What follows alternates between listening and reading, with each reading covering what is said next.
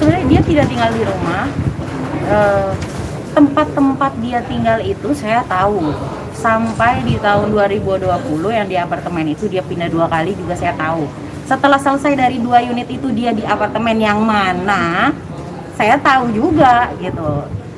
Tapi kan saya tahu ada batasan-batasan yang bisa kita bicarakan, ada yang tidak. Ya saya bilang semuanya tergantung dia. Gitu. Ketika dia berbicara kebenaran, ya saya juga pasti oke, berarti gentle nih orang. Tapi kalau nggak gentle, dia bohong, ya saya harus buka dong. Saya harus pasti tahu dong segala-galanya yang saya tahu, yang kita tahu gitu. Jadi ya saya udah gimana ya Mbak gitu, saya tahan ini tuh capek. Saya capek lagi dengan kebohongan. Saya capek kalau dia masih beralasan. Saya capek. Nggak ada di dunia ini wanita yang mau ada di posisi saya, itu nggak akan ada gitu. Jadi sekian lama orang tahu saya ceria, saya tutup dalam-dalam semuanya. Masa sampai di ujung juga dia masih mau berkelit? Dia dari banyak tapi weh.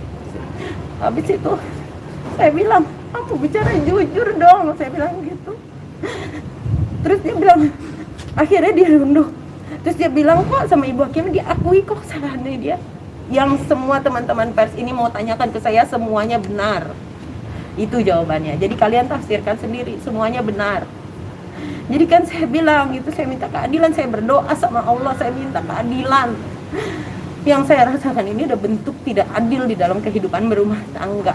Gitu. Jadi ya gitu, saya dikuatin nih sama abang saya sendiri, saya dikuatin sama keluarga saya. Memang kan saya bilang jangan main api sama keluarga saya, orang kita keluarga hukum kok. Ya kita lakukan semuanya sesuai hukum yang berlaku di Indonesia gitu. Jangan lagi berkelit gitu loh, salah gitu. Jangan bilang salah tapi gitu. Itu namanya orang ngaku salah tapi nggak ikhlas. Kalau kita yang korban kita disuruh ikhlas, masa yang bikin dosa nggak bisa gitu loh. Jadi tadi mungkin ya di situ gitu puncaknya gitu, ketika saya dengar masih berkelit ya saya udah nggak bisa lagi untuk nahan gitu. Tinggal di apartemen sendiri? Saya tinggalnya di apartemen, betul. Cuman terkadang pindah-pindah juga. Sudirman Park itu benar? Saya nggak bisa ngomong lokasi saya di mana sebenarnya, karena jujur saya nggak etis untuk ngasih tahu tempat tinggal saya di mana. Sebenarnya sih bukan di apartemen ya. Saya itu tinggalnya itu di tempat teman saya gitu loh. Tapi di apartemen itu tempat kantor kita gitu. Dan no comment aja sih saya kalau masalah itu. Saya lebih fokus permasalahan sekarang gimana nanti di persidangan segala macam. Kalau memang semuanya bisa putusan dengan baik-baik, apabila di mana kita lihat di persidangan. Saya mau fokus ke arah sana aja dulu. Iya, benar ya? Iya, KDRT fisik. Kan siapa yang wawancara dari kalian pihak sana? Dia bilang gak ada KDRT fisik. Saya lihat tuh tayangannya di mana entah. Ada itu semua. Saya bicara fakta. Tapi kan saya tahu kapan saya harus bicara, kapan tidak saya harus bicara. Oh, KDRT-nya saya dilempar kok pakai handphone ke mulut, ke muka saya sampai berdarah, bibir saya sampai dagu saya, gigi finiran saya sampai patah 2 yang di bagian depan. Jidat saya nih dijedutin sama dia, sama kepalanya dia sampai berdarah, sampai benjol. Anak saya lagi di pangku pas dia lakukan itu. Dia masih mau bilang nggak ada lagi KDRT fisik. Harus tunggu saya ngomong kayak begini dulu, baru dia mau gitu. Itu kejadian sudah dari 2016. Adapun nanti bukti-bukti lain sebagainya ya? nanti kami akan sampaikan. KDRT-nya tidak berkala, tapi saya mengalami perlakuan tidak yang seharusnya itu temperamen. Penyebabnya hal kecil yang sebenarnya nggak perlu sampai begitu gitu. Bukan karena emang wanita lain yang bukan. Orang saya kita lagi habis pergi keluarga gitu kok. Ya, kayak gitu. Jadi kayak ya itu saya udah nantu bertahun-tahun tuh benar gitu ya. Masa saya harus ngomong, saya harus nahan lagi kasih orang pembuat dosa ini bisa bernapas lega sementara saya terengap-engap gitu. Kayak ya gimana sih gitu, keadilan aja lah Mbak gitu Mas gitu. Saya juga mana pernah sih saya kayak gini cari-cari perhatian, dia iya kali cari-cari perhatian, saya mah enggak. Saya mah padanya aja, kerjaan saya tuh kerja saja, jadi ibu jadi istri yang baik, jadi anak yang baik, kerja saya banting tulang untuk anak saya. Wong saya yang kerja, saya ngidupin anak saya, dia hidupin kita. Enggak, Berarti nggak ada nafkah? enggak ada. Sejak kapan? Oh, udah lama banget nggak ada. Oh, lebih. Dari awal. Dia ke saya pribadi sebagai seorang istri nih mbak ya, nih para wanita, saya tidak pernah mendapat gaji seorang istri, tidak pernah. Dari awal. Dia kasih untuk anak saya uang susu popok dah. Jadi mau bergaya-gaya dia tuh silahkan. Gitu. Kalau saya mah nggak perlu deh ngomong-ngomong macem-macem, saya bicara fakta. Kan saya bilang jangan lagi berkelit, kalau sudah berdosa ya itulah saya masih kasih kesempatan, saya masih memaafkan gitu. Sampai akhirnya ketika berkelit saya emosi, wajar, saya manusia gitu loh, saya manusia karena saya bicara benar-benar apa adanya gitu. Yang namanya kita mediasi pasti ada hal-hal yang kita luapkan, mungkin diluapkan yang undang segala macam, dan itulah memang fungsinya si mediasi itu gitu loh. Jadi memang alhamdulillahnya udah selesai semua sih. Sebetulnya ya kita lihat aja dari sidang nanti Pak. Saya udah komen aja lah sekarang Pak. Nah, kalau saya memang tidak mengenal KP secara langsung gitu ya. Tapi kalau dilihat dari pola perilakunya yang sebelum-sebelumnya, KP sendiri kan memang tidak terbiasa membawa orang lain. Dia selalu hanya mengajak seseorang yang betul-betul menjadi pasangannya. Jadi artinya orang ini memang sudah dekat sekali dengan yang bersangkutan gitu ya. Nah, sementara dengan NA ini orang yang dianggap menjadi isu besar perpisahan. Namun dengan keberanian, atau saya rasakan bukan sebuah keberanian, tapi kesediaan untuk mengajak NA, artinya KP sendiri sudah tahu konsekuensinya. Dan barangkali ada juga intensi untuk menyampaikan ke publik sejauh mana kedekatan yang mereka miliki. Jadi bukan lagi menjadi penyebab kehancuran hubungannya, justru KP ingin menunjukkan bahwa saat ini yang bikin saya nyaman ya orang ini gitu, NA ini, sehingga dialah yang pantas untuk saya sertakan dan menjadi barangkali ya ini pendamping di setiap aktivitas saya. Saya melihatnya masih sampai ke sana. Untuk lebih jauh apakah ini berhubungan dengan perasaan atau emosi, kita lihat untuk kedepannya. Namun kembali ini adalah kedekatan yang istimewa. Memang dalam acara-acara spesial umumnya kita membawa seseorang yang kita rasa punya hubungan tertentu dengan kita, gitu ya. Apakah bentuk hubungannya sudah pasti hubungan kekasih atau sepasang kekasih? Ini kembali lagi pada komitmen yang mereka punya. Ada kalanya memang kedekatan itu tidak selalu divalidasi dengan bentuk pernyataan kekasih atau tidak. Namun yang terpenting adalah bagaimana kualitas kedekatan mereka. Kembali lagi, ini kedekatan yang sudah beranjak kepada kedekatan istimewa, artinya hubungannya nggak sekedar teman, karena mampu menjadi orang yang dianggap aman dan nyaman untuk mendampingi di acara-acara khusus. Jadi buat saya sebuah cara untuk menampilkan, menyatakan ke publik bahwa saat ini saya nyaman dengan siapa. Itu kira-kira pesannya. Yang pertama, kalau kita bicara selera itu nggak ada indikatornya. Biasanya dia muncul saja begitu saja gitu ya. Karena memang ada stimulasi yang membantu kita mendapatkan hal yang kita jadikan selera. Nah, misalnya kita ketemu dengan seseorang dan kita anggap itu cocok dengan kita. Sesungguhnya boleh jadi itu menjadi memori yang sudah kita punya. Jadi orang itu tertarik dengan orang lain, seorang pria tertarik dengan seorang wanita, umumnya gambaran wanita ini sudah ada dalam memori si pria di masa sebelumnya. Nah, dalam proses-prosesnya dia belum ketemu nih secara sepenuhnya dengan gambaran seperti ini gitu. Nah, saat ini dia muncul dan itu bisa saja terkorelasi dan memunculkan rasa tertarik, nyaman, ingin selalu untuk berdekatan dan sebagainya. Atau yang kedua, boleh jadi kebersamaan yang sudah intens itu menciptakan pola baru dalam hubungan seseorang. Misalnya kalau dulu kita biasa ditemani makan, ditemani bekerja. Nah, sekarang kita dibantu lebih jauh, bukan hanya ditemani, misalnya tapi disiapkan makanannya, kemudian disiapkan peralatannya. Ada kebutuhan-kebutuhan tersendiri dari kita yang tanpa disadari, kok terpenuhi ya oleh orang ini. Dan itu menciptakan sebuah ketergantungan secara emosional. Sehingga seakan-akan kita sepertinya melihat jatuh cinta atau tertarik, padahal itu sebuah ketergantungan karena ada pola kebiasaan yang muncul di aktivitasnya. Kalau saya melihatnya ini yang kedua lebih tepatnya. Jadi kebersamaan yang sudah berlangsung lama dan memiliki sebuah pola sehingga menciptakan sebuah kondisi ketergantungan secara emosional. Jadi seseorang bisa merasa jatuh cinta belum tentu karena orang yang dia suka itu jadi profil idealnya, belum tentu, tapi karena ada pola-pola yang biasa dilakukan dan menciptakan sebuah habitual dan itu terasa memenuhi kesehariannya. Nah, kalau orang ini nggak ada lagi, momen-momen ini kan hilang. Nah, ini yang dia cari, sehingga dia merasa tergantung dan tanda kutip kangen gitu dengan momen-momen ini.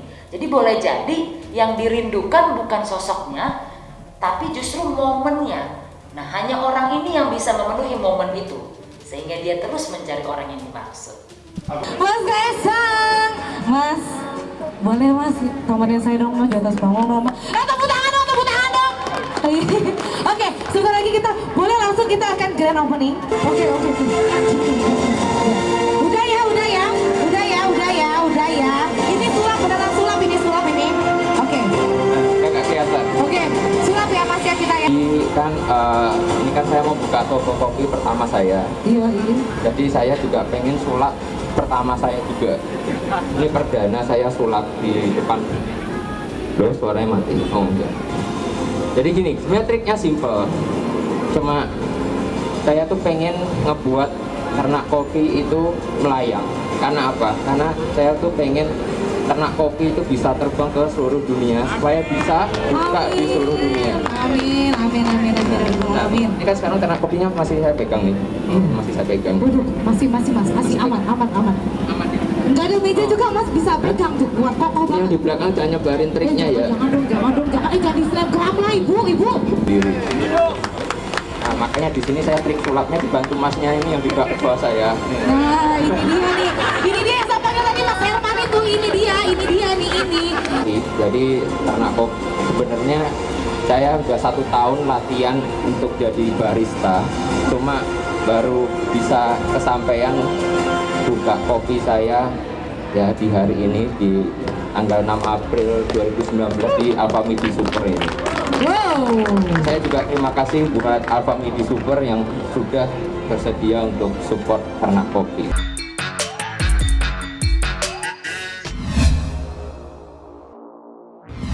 Bagaimanapun ini proses besar dan karena keadaan keluarga belum bisa datang, saya pikir saya sangat bersimpati untuk itu dengan si Atta sampai beliau nangis.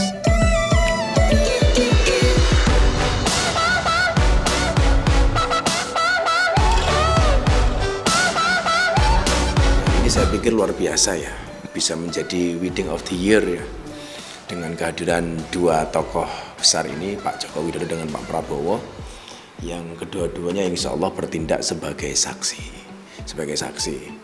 Tentunya ini akan menambah motivasi untuk si Atta dan Di Aurel untuk memotivasi supaya keluarganya ke depan bisa menjadi keluarga yang baik dan bisa dicontoh oleh masyarakat Indonesia. Insya Allah kalau memang di agendanya seperti itu. Tapi kan nggak tahu ya, kalau namanya Pak Presiden kan takutnya ada kendala apa. Pasti ada protokolnya apa segala macam. Ini mungkin agendanya masih on schedule ya.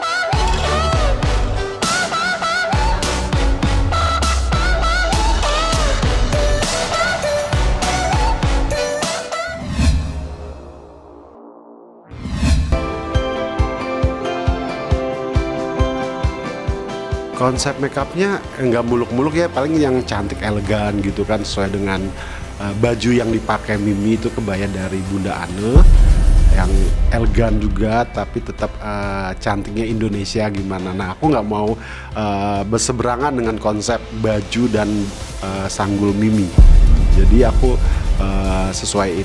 Jadi benar-benar dari rambut, hairdo, dan makeup harus ada kesinambungan gitu. Dan warna-warnanya pun aku matchingkan dengan baju. Diva justru mengerti bahwa dia dengan aura kejawaannya dia akan mengatakan bahwa saya orang Jawa, anak saya juga Jawa gitu ya. Jadi ini adalah gambaran dia mangayu bagyo, memberikan aura kebahagiaan kepada sang putri. Kebayanya ibu cantik ya, auranya tidak bisa dijangkal semuanya, apalagi ini rancangan seorang Bunda Ana Avanti gitu ya. Jadi ini menggambarkan memang aura perempuan Jawa gitu. Tuh. Lebih jernih riasan wajahnya. Jadi mulai dari gambar alis sampai mata, sampai dengan itu colornya di bibirnya, karena memang bajunya memang nude color gitu.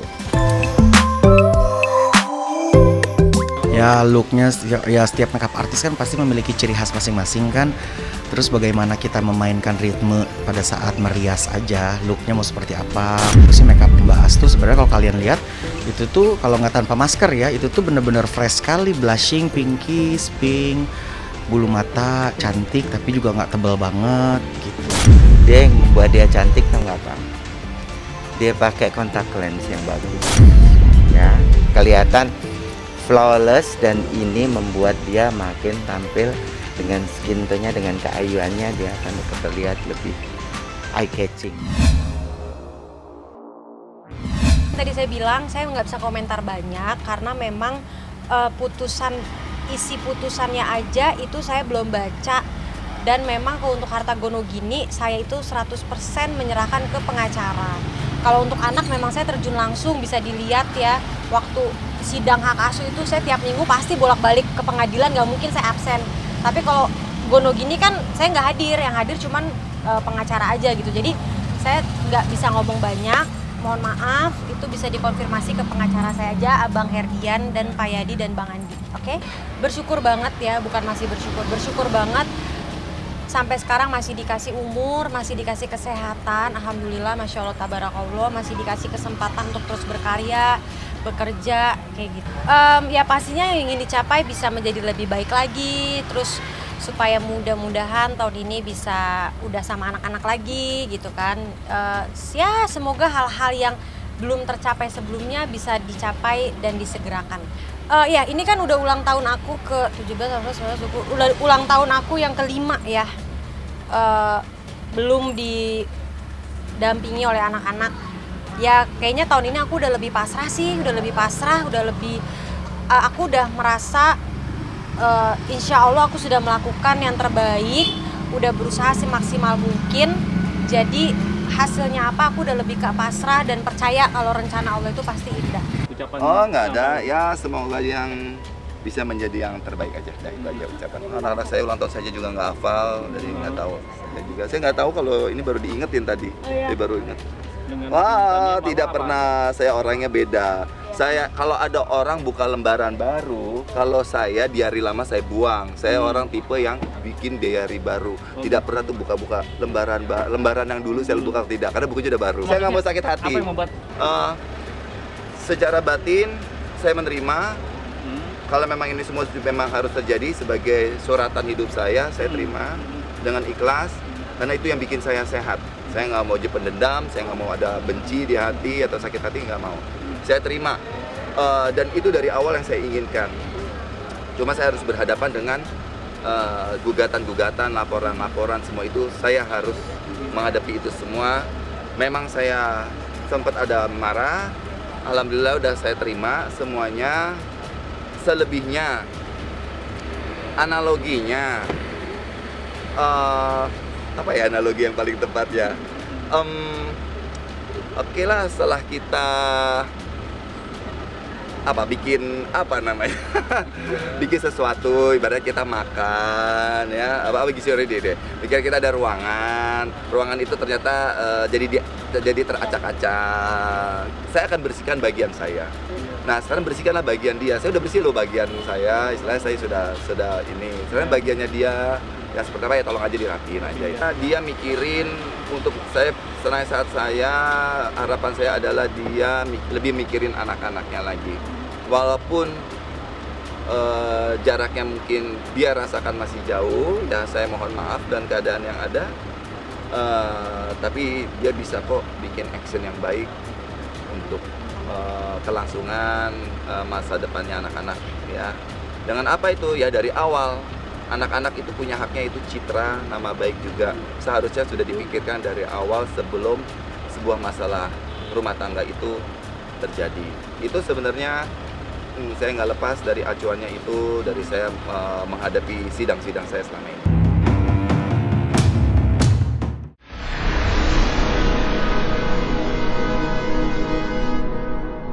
Jadi jangan lupa untuk subscribe Cumi Cumi. Ditekan ya tombol lonceng merahnya.